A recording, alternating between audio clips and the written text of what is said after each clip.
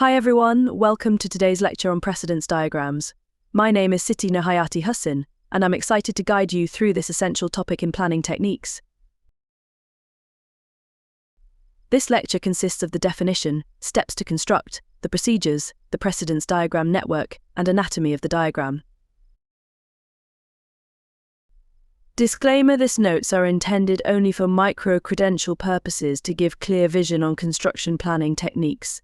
Any details, please free to refer anyone who are experts in this subject, or do further study by referring to the books related to construction project management.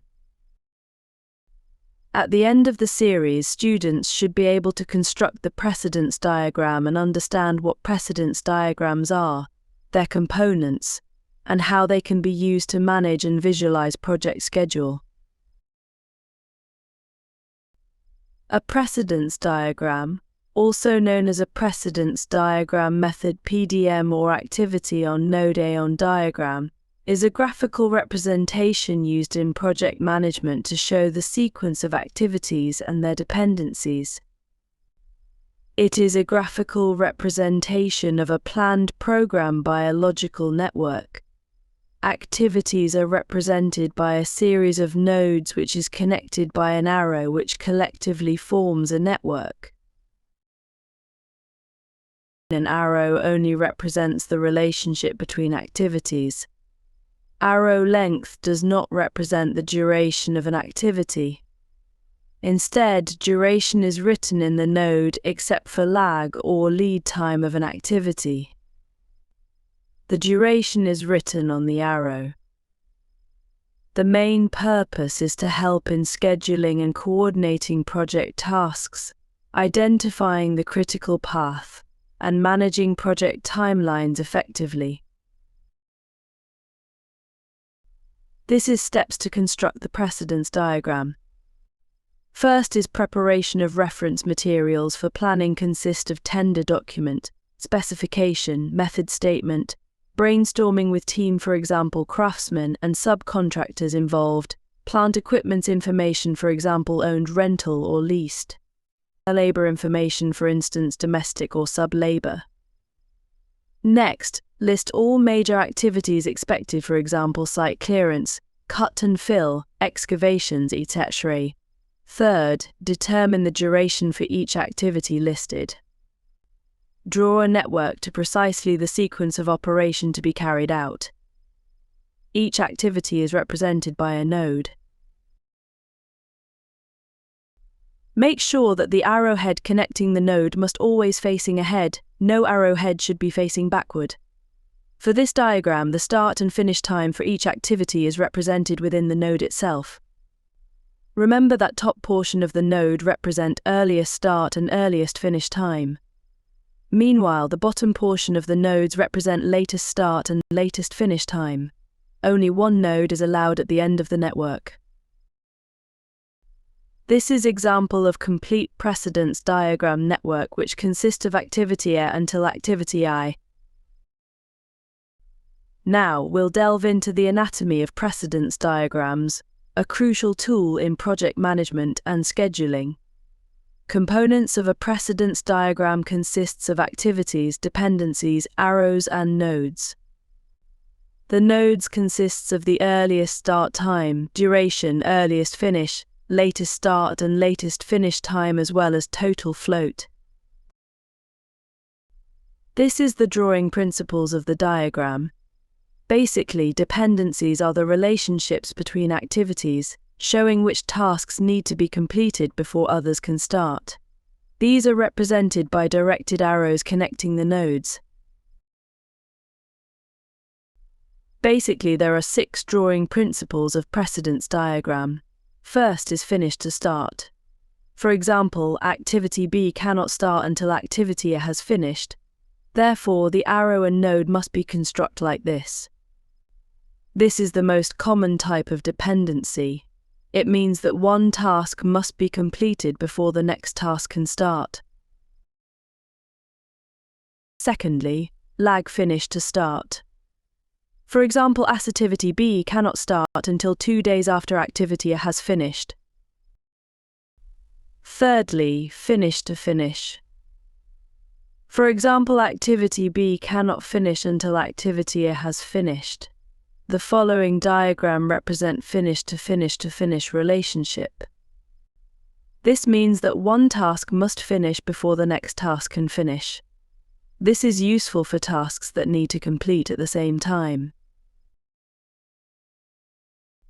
This is lag-finish relationship. Based on the diagram, activity B cannot finish until 3 days after activity A has finished. Thus, the lag duration must be insert on the arrow and the arrow must be end at the finish line of activity B. Now we will proceed with start-to-start relationship. For example, activity B can start at the same time as activity A. For this case, the arrow must be drawn from start line and end at start line of node for activity B. In this case, one task must start before the next task can also start. These tasks can overlap. Next, we will proceed with lag start-to-start relationship. For example, activity B can start 3 days after activity A has started. For this case, the arrow must be drawn from start line and end at start line of node for activity B, and the lag time must be put on the arrow. Last but not least, the following are lag start and lag finish dependencies. For example, B cannot start until 2 days after A has started and cannot finish until 4 days after A has finished. Now we will move to time analysis of the diagram. This is example of finish to start dependencies. Earliest start plus the duration, you will get the earliest finish time of the activity. In order to get the earliest start, the formula is earliest finish minus the duration of the activity. The following shows the lag finish to start dependencies. The analysis is similar as before, but you must add the lag time to get the earliest time for the next activity. Next is lag start-to-start dependencies. There is a specified delay between the start of activity A and the start of activity B.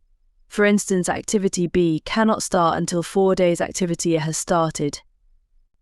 Lag refers to a delay or waiting period between the start of one task and the start of the subsequent task in a dependency relationship. It specifies the amount of time that must pass after the start of one task before the dependent task can start. Now is lag finish to finish. If there is a lag in a finish to finish relationship, there's a delay between the completion of activity A and the completion of activity B. For instance, B cannot finish until 4 days A has finished. The time analysis are as follows. Now is lag start and finish dependencies. For example, B cannot start until 3 days after A has started and cannot finish until 4 days after A has finished.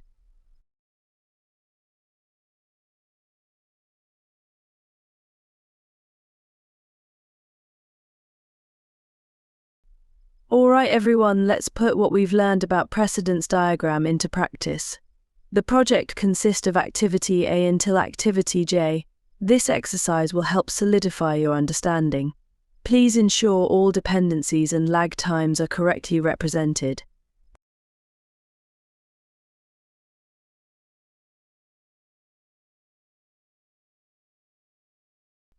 The table shows a series of tasks.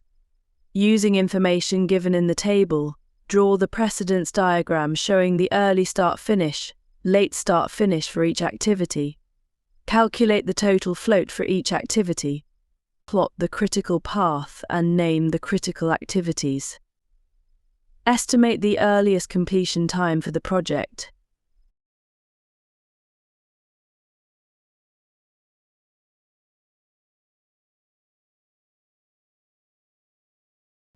To wrap up, precedence diagrams are a valuable tool in project management that help in planning and visualizing task sequences and dependencies.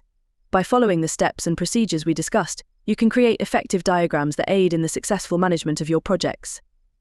Thank you for watching.